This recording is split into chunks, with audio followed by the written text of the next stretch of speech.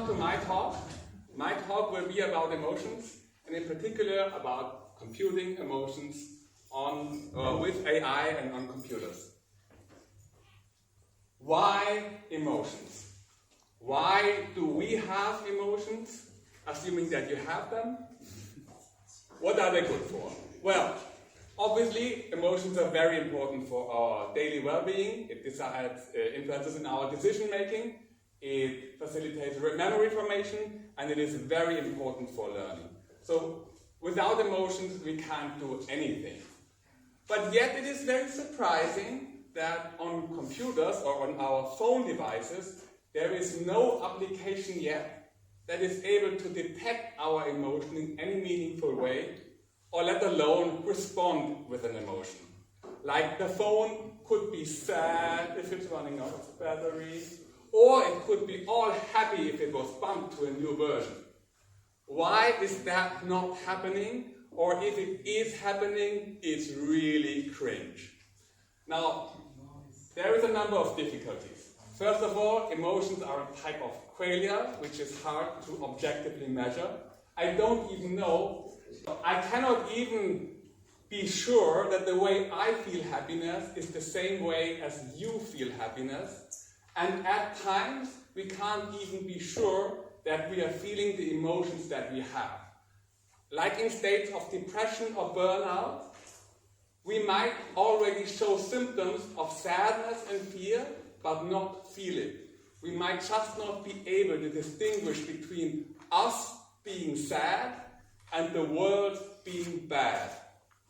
So with this background, it's pretty difficult to approach the field of emotions. Let's quickly outline what we are facing here. So the entire processing pipeline of emotions goes from detection. We must somehow find what detection it is, what emotion it is, and then represent it. So at the center, we have some data structure, some computer configuration that represents how a human is feeling. From there, we can do processing like prediction, aggregation, or just responding. And then we want to display the emotion. Now let's see what concepts are there in machine learning that we want to use. Since we cannot measure emotions objectively, the closest that we get is an embedding. So in machine learning and in AI applications, we're always talking about embeddings. Who has seen this picture or a similar one? It's from the Google crash course on machine learning, and it basically tells us this. We have a number of input variables in blue. This could be our heart rate, blood pressure, it could be our facial muscles, maybe we have some Neuralink in our brain. It could be anything that is indicative of our emotion, but it's not on its own valid, and it could have all kinds of reasons. And we want then to compress this to contain just the information that we need. With green, it's the embedding, such that we can predict how a person would behave when it has, or she or he has that emotions. So this is the kind of embedding that we want to have. We want to have a few numbers that explain the emotion. How can we tell if that embedding is a good one or not? Here's another slide from the crash course on machine learning, and you might have seen this. Who has seen this equation? Yes. If we can represent concepts like king and queen with a number of attributes like royalty, maleness, humanness, and then similar concepts will have similar numerical representations. And if we have a really good embedding, we have some inner logic that allows us to compute something like this. The embedding of a king, taking out the embedding of a man, adding the vector embedding for a woman, and what we get is a queen. So that is a good embedding. And for emotions, you would have something like this as well. Let's say we start out with an emotion like, how do you feel right now? I guess pretty chilled. Maybe you're chilled. Now you want to take away of the emotion of miserable and bump that up to disappointed. So what would that be? And here is a concept called mood meter, and it maps all kinds of emotions along two axes. So we have a two-dimensional embedding for all these emotions. And we can easily see that if we start with chilled, take out miserable to disappointed, that's a nice move up there. And we start with chilled, then we go to content. So yes, we have our very nice formula. Yes, we... Okay, well, let me start saying something good about this one. First of all, this is an active use in psychology and emotional education. So it is useful for people to organize their emotions. The second thing is, these dimensions cannot, well, maybe not exactly measure, but we have very good proxy for them. In computational literature, it is usually not called energy and pleasure, it is called valence and arousal. For arousal, we have the heart rate, blood pressure, sweat. These are things that make you more energetic and aroused. And for valence, of course, we always have self-report, but we also have a pretty good idea what makes you happy. These are neurotransmitters like dopamine and serotonin. So we kind of can measure where on that axis you are. But there's all the feelings what we can feel as a humans, or there are more? Well, are there more emotions? Like, let's try out a few. Where is contempt? Where is embarrassment? Where is shame? And where is guilt? Guilt is a very, very strong emotion. It's not on this map. Now, of course, you could put it somewhere on this map. It would probably fit somewhere. But you will have more of these kind of artifacts. Like if you look, for example, at fuming and angry, yes, these are very similar emotions, I dare to argue. But in between you have frightened. On that scale, it might be similar, but on a fight or flight dimension, frightened, fear makes you more likely to receive, whereas anger and fume makes you advance.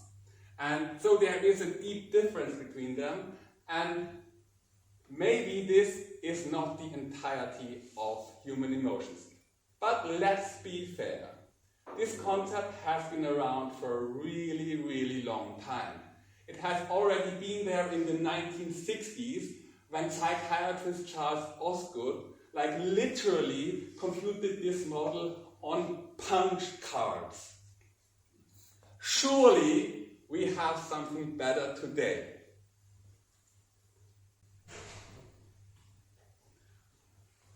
Well, at least we tried. In 2019, Microsoft launched the cognitive services that were there to exactly do this, detect and process human emotions.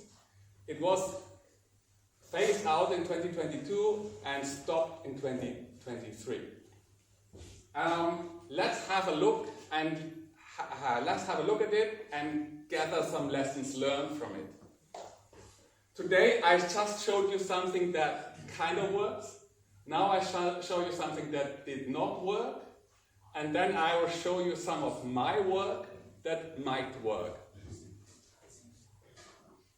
Let's go back to our map. We will visit this a couple of times. What Microsoft did is they started with facial expression, because apparently the most salient expression of human emotions goes to the face, and then represented it in an Ekman model that I want to discuss now. About the facial stuff, they also have the micro facial reaction, or only the things what we normally see, they have measured? Microsoft did it with photographs that you upload, and usually they weren't in a resolution high enough to contain the micro expressions. Oh, okay. So Microsoft did not have access to the micro expressions, and I will say more about this later, but micro expressions are not only subtle in terms of visual resolution, but also in time resolution. So you need to exactly know what information that person was processing at the very moment, to know what the facial expression that the person maybe in a sub-fraction of a second shows, what does it relate to? Okay. Yeah. So anyway, this is the Ekman model. So Paul Ekman was very hyped during the 90s and early 2000s because he developed an idea that human emotions show through the face, and he was traveling to remote cultures around the world and found some very close similarities how people show emotions in certain situations. Like, how would this person feel when someone's close relative died, or which face corresponds to someone just being hit in the face. So people could then relate to the stories, could relate to the faces, and show and detect what emotion that person has.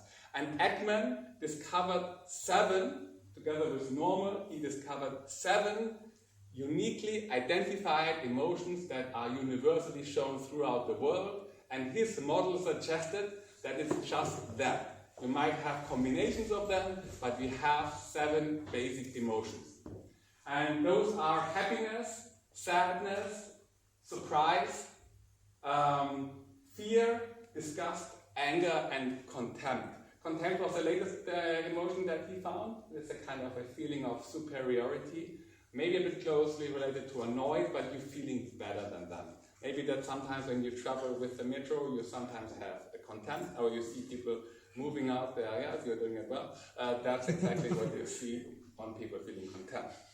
I'll give you a small introduction of how Ekman did it. Ekman invented the facial action coding system, where he went through all muscles in the face, and for each of them gave them a number, and was able to detect them and summarize and list out which cultures showed which emotions at what time. And then he mapped out what emotions are shown. Like here, for example, if you have happiness, you have 6 and 12. 6 corresponds to a muscle called ocularis oculi. This is the upper cheek raiser, so that the muscle is here, it raises your upper cheek. And the second indicator is the lip stretcher that pulls your lip to the side. So with these 2 together, he said that's happiness. And on, he went further with all the emotions that he could find.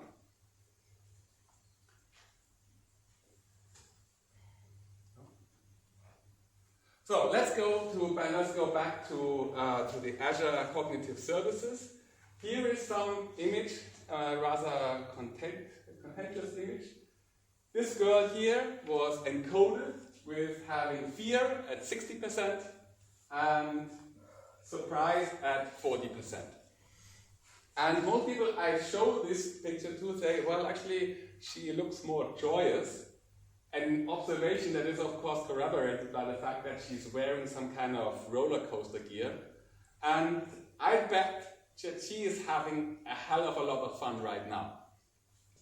I asked GPT-4o about this picture, and GPT-4o said that she is surprised, fearful, and shocked. So apparently, ChatGPT is trained on the same data set as this one, which is not so surprising because there aren't that many data sets about it. Let me show you a quick overview of how this Azure Cognitive Service went.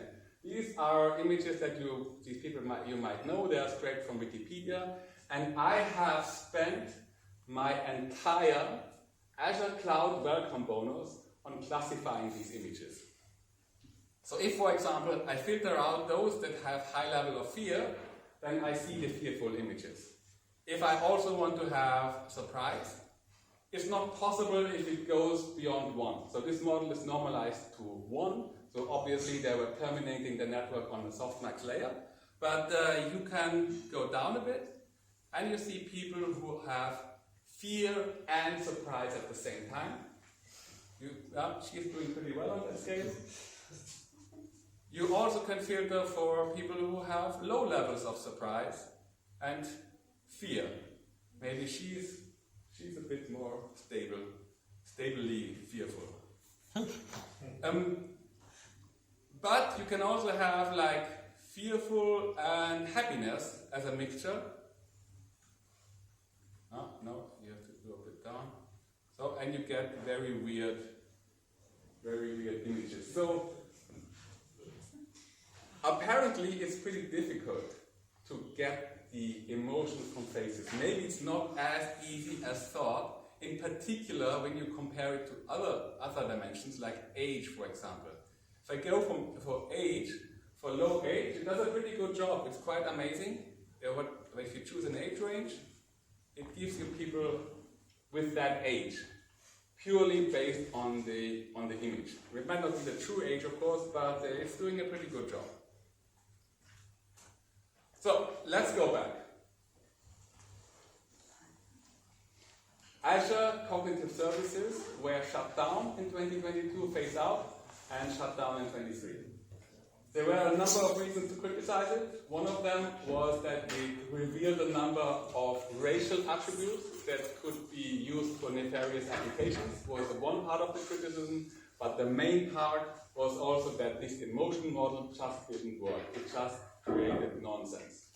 And there has been a huge backlash now on Ekman's model. Not only did these cognitive services not work, also his research was replicated and people found even more remote cultures who showed fear and surprise and anger in a completely different way.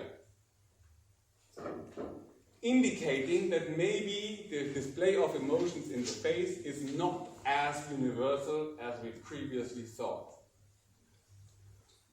Apparently, this does not work. Next chapter. This time, I want to show you some of my work. It might work, but maybe not. The idea is the following. The emotions that we see might not be universal, but we detect them easily.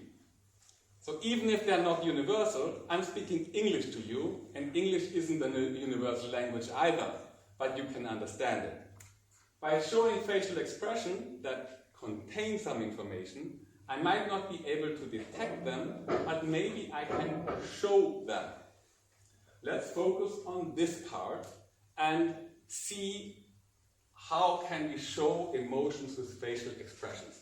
Now the first obvious candidate for this are the emoticons that we already have, especially the faces as part of the emoji set. And emojis are proven, are verified that they increase the depth of the emotionality in our text-based communication. And emoji, we all know what they mean, don't we? This is the grin emoji, and the number of people were asked to identify that emoji on a scale from negative to positive. And there is very little agreement over whether that grinning face is a nice one, a happy one, or a negative one. Now, okay, maybe this grinning face is a bit of a difficult one. Let's go with an easier one. Let's go with the smile. Now, we just learned about the muscle number 6. This was the ocularis oculi, which is a required muscle activation for true joy. And that's when your upper cheek is raised. It's not here, so maybe this is more like a fake smile, a politeness, or is it a true smile? The Unicode Consortium obviously reacted to this criticism and created a new emoji that also activates the eye movement. Now, is this happy? Does everybody understand it? To summarize this debate a bit more clearly, when text-based communication came out through electronic means, people started to make emoji with simple characters. On the top you see the Western style, they all focused on the mouth. because we show our emotion very freely and openly. And the Japanese, they focus on the eye because it is kind of being polite to show a bit more happiness and spread positive emotions in their society. And later on, those smileys were emerged, and you see who imprinted their culture on this type of smiley. So now there is a bit of a question: what is the real way of showing emotions? I want to come back to one thing, because a lot of people now say, oh, it's back to emotions are all learned, there is no intrinsic natural way to show emotions. And for this, I want to show this slide here. This is from the Coursera course on medical neuroscience. This is Leonard White, professor from Duke University, who explains how our emotional muscles are innovated. So don't worry if you find this slide confusing. I also failed on the final exam for this course, but I did well on the part of emotions. What this says is we have some pathways which go from the motor cortex, where we can voluntarily control our facial muscles. And then there is a part which goes directly from the hypothalamus, which processes emotions without any conscious influence, and goes also to our facial muscles. And if we have an ailment where our emotional muscles are cut, this is an emotional facial paresis, then we can voluntarily move our face, but we would never instinctively move it when we are happy or fearful. The same is happening when you have a voluntary facial paresis. Then you cannot actively move your face, but when you're happy, you're still smiling, and when you're surprised, you still open your eyes. So there is a neurological basis to assume that some emotions are shown in a very, very consistent way. And this also makes sense for evolutionary reasons, because when we are surprised, we can infect each other with surprise, and this is of course an evolutionary advantageous strategy because we have some kind of shared vigilance. The same goes for fear and disgust, also for happiness, when we see that something where we can relax. So there is some facial expression that people show in the same way. Now I want to show you what I've been doing for a couple of years. I've been working on a way to show emotions graphically. So I was doing this experiment with people on micro-working platform. This again is a cultural selection. People are required to speak English and are mostly from Philippines, Bangladesh, and some other countries. And I asked them which person shows which emotion, and collected all this data and summarized it. I just didn't want to have any face, I wanted to have a very short code. So this is the code for my emoji that I want to show you right now. And this code is just proof that it is entirely linear. So the input parameters go into this, are transformed with a matrix, and each of the output values of the matrix is inserted in some of these spline points and linear transforms it. So this ensures that no combination of any of these dimensions have any unexpected side effects. So this will be the user interface that I'll be showing you now. And that's it. So this is the start point. And let's go through the emotions that this can show. The first is the pleasure, which we already saw on this first slide. It shows if someone is negative or positive, moving eyes and mouth consistently without contradiction. The next slider is how aroused is that person. It could be very sleepy, or it could be panicking and open its eyes. You can of course combine these and get all kinds of emotions. The next dimension is dominance. And dominance was very deeply researched in the Sign Language Institute of Haifa, where they wanted to tell people who are deaf, help them to see if someone is a winner or a loser. And they went through hundreds of images of Olympic sports participants just at the second where they learned whether they won or lost. So when all the energy is exhausted, nothing left to show anything, you just won or you just lost. So how about you? Can you make a winner face? Don't see any winners here, you already. This is a winner face. So the inner eyebrows are drawn down, absolutely statistically significant over all these participants. Well, of course, there's a cultural bias on Olympic game participants, but you have consistently over all these an inner eyebrow that is lower. You have the jaw that is moved up. You have the lips that are funneled. You have the cheek slightly raised. And the rotation of the eye here is a comical exaggeration. The eyes, of course, do not rotate in real life. They just stresses this inward angle of the eyebrows. And if someone is a loser, exactly the opposite happens. The jaw drops, the outer edges of the mouth, they just relax. The inner eyebrows move up. Now we have two other dimensions. One is whether the person is freewheeling out of bounds or containing itself, biting their lips, trying to suppress themselves. And the next dimension is also found by Paul Ekman.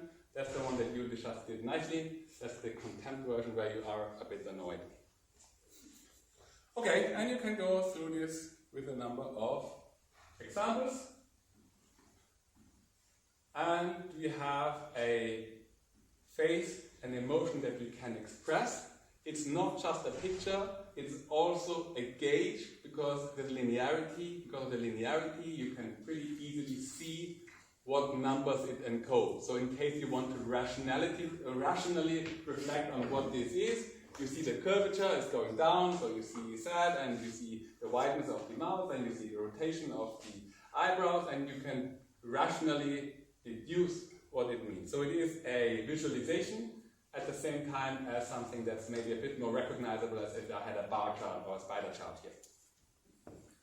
Okay, let's get back.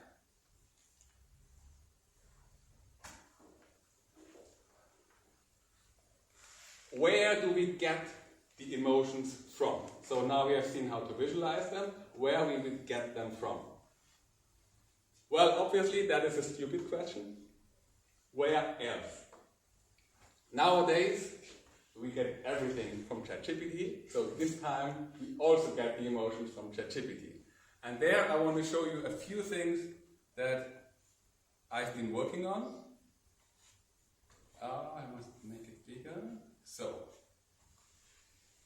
the first thing is I wanted to know if these emotions that ChatGPT can produce make any sense. So my first experiment, I was running through the play of Romeo and Juliet and see if the emotions come out. So this is the play. These are the characters with the most characters speaking.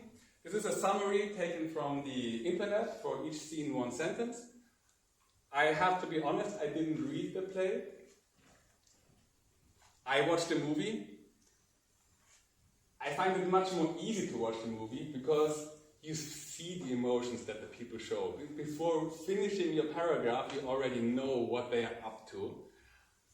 And that, of course, takes a lot of work. And the literature students and the philologists, they deserve a lot of kudos because they have made this work and run through all these steps and extract the emotion. And that is very hard work. Okay, it was hard work before ChatGPT came out. And I was wondering if I could automate this process. And I made the following prompt here. This is my prompt. It says below, I show you some quotes from Shakespeare and describe the emotional model that I just showed you through ChatGPT. So this is the prompt. Each of these emotions are shown. Then it gives you gives two-shot learning, has two examples how the answer is expected. We show if I'm feeling totally normal, I expect the emotions 50, 50, 10, 60, and if I'm overwhelmed and defeated, I have these emotions. And then I ran through. I transformed for each scene and each act. I transformed, extracted the emotions, and let's see. And I normalized it a bit, so it has a bit of a bias. You see here, arousal was lowering at 40, normalizing it, and here are the emotions. Let's see if you can see some of the plot here. First of all, Romeo, of course, with his gang starts out pretty unhappy. He's a bit horny here. Then, at this scene, the nurse in column 3 informs Juliet that she is going to marry Paris. She kind of plays along, but is not very excited. Later on, we have, of course, Romeo sneaks into this party and meets Juliet at the balcony. Here is where they fall in love. Juliet is a bit more unsure, and Romeo a bit more determined. We see how they're going on. Well, at the end here, Friar Lawrence secretly marries Juliet and Romeo. One face is a bit strange, but then the nurse informs Juliet that their wedding night is in danger. The nurse informs Romeo in the first column that the wedding night is in danger. We see here, for example, Juliet being very unhappy and deciding to take a potion that fakes her death. That is here. Romeo realizing that Juliet is dead, deciding for himself to die, and in the end, everyone dies and is unhappy. That's here. Then prior to death, I only evaluate the emotions when they were speaking, so we don't know how they feel after death. So that's basically what was visualized from Romeo and Juliet, and once you have set everything up, then it's just running data through it. So I have another one. Here this is Starmer versus Sunak in the run-up of the election in Great Britain. Let's see, these are the tweets from all the time, and you see that Sunak at some point dies. He's no longer actively sharing anything. But you can clearly see in the run-up already which emotion correspond to a winner and which to a loser. And I haven't read any of these messages, I have to admit. This is all just what ChatGPT extracted. And the same, Trump versus Biden. Same thing, look at the messages. Well, Trump is of course always a bit more angry, but let's look at one specific date. This is the debate. It's in New York time zone, so this is prior to the debate, and after the debate we see who is a bit more happy. On which side is Trump and which is Biden? Sorry, left is Trump and right is Biden. So we see just extracted from this tweet. Now, I'm not saying that this has very deep value. It's just the speed at which you can consume some kind of information. And the content, of course, might not be good enough from this kind of, tweets. They aren't very indicative. I'm not saying that these people are feeling this. These are the kind of emotions that people publish, or that they want to project, that they want to project out. And that's just something to visualize it in a way that can be consumed quickly. But I'm not saying that this necessarily is an emotion, it's just what ChatGPT spits out. So let's go back. So this is our model.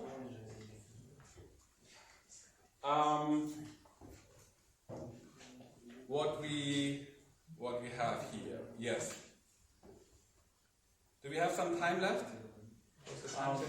So I would say actually we should have time now for question and answer, but if you have something small, we can still take it. Do you have any questions?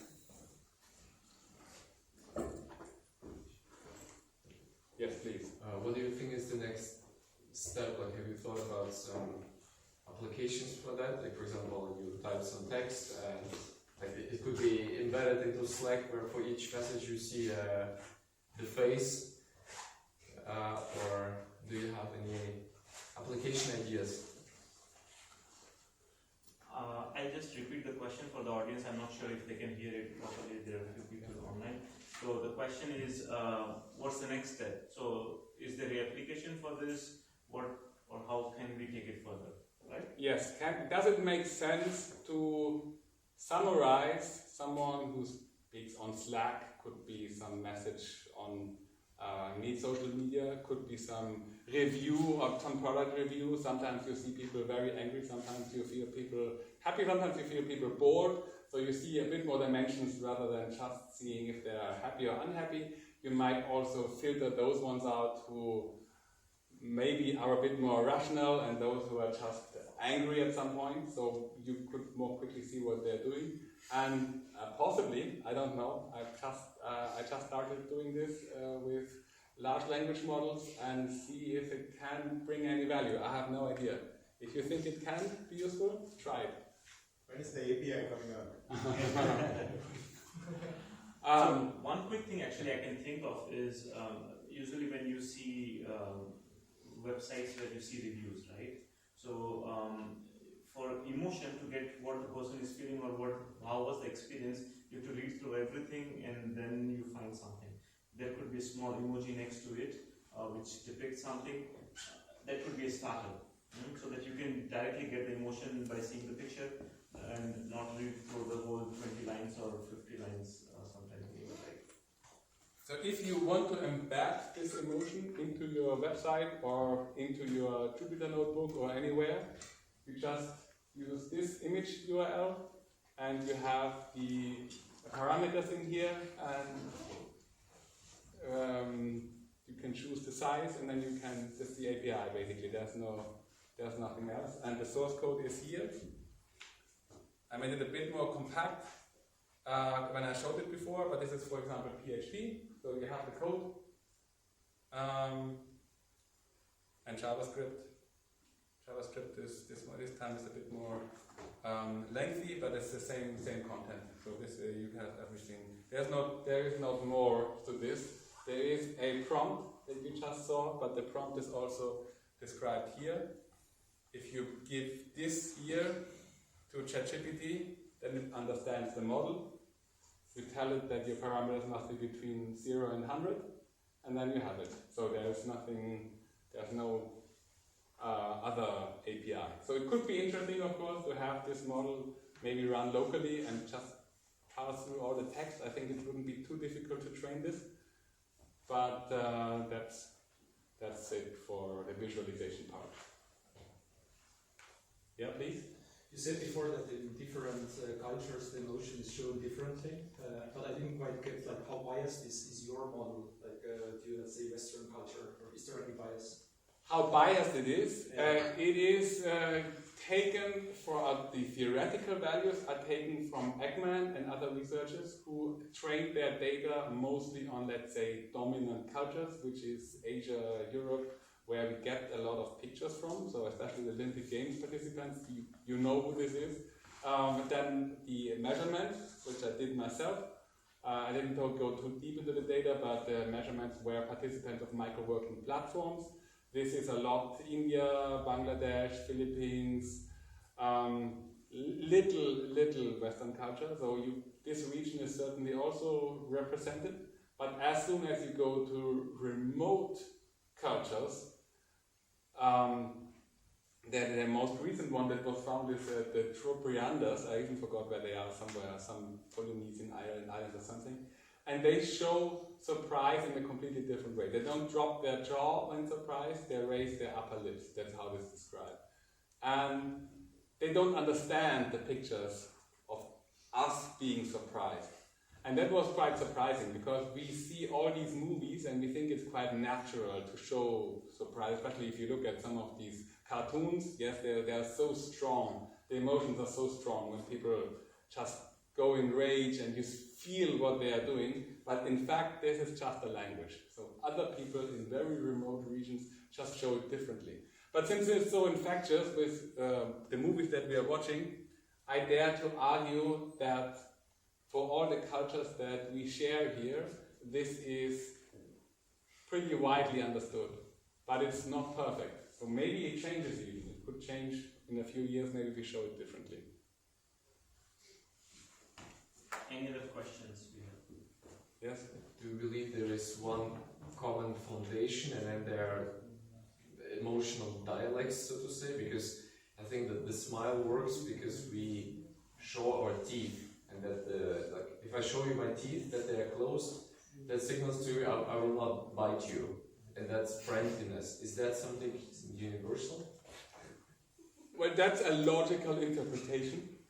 You could as well argue, maybe if we showed a smile without teeth, we could maybe argue hiding our teeth. If you want to show friendliness to your cat, you do hide your teeth. If you show your teeth to your cat, the cat will interpret this as anger. So I don't think this is universal, but it might make sense in our culture. So this is a story that we tell each other, and then it might make sense. And that's something just that we learned. I don't think that's universal. But as I showed you before, there are definite pathways, neurological pathways from our emotional center directly going to facial muscles, not being influenced by our conscious, our frontal lobe. And that is definitely true. Maybe you can modify it a bit, but there is definitely something that is universal inside. Yes, please? Earlier in your talk, you had a distribution of how people interpreted the grin emoji. Yes? Given these five parameters of the Paramoji, do you run the risk of making a problem worse? Like, it's really hard to interpret what emotions are attached to a Paramoji if you take away the semantic label, right? Definitely, it could be confusing, but there is an explanation that you can look up. So there is a reference interpretation of this Paramoji. So you can just look at the curvature and the angle, and then you have a reference. So maybe it's just a more fancy way of showing a bar chart. You could also show 5 bars. And I'm just saying that this is easier to interpret as a bar chart, but maybe it's also misleading. I don't know, but as far as I can tell right now, I think people find it easier to find the emotional information as compared to a bar chart. I think we have to stop somewhere for the questions, but is it related to what we're talking about or something new? Maybe we can take the last question and then we will. I was just curious, what is your motivation to do this work? My motivation, I'm just crazy.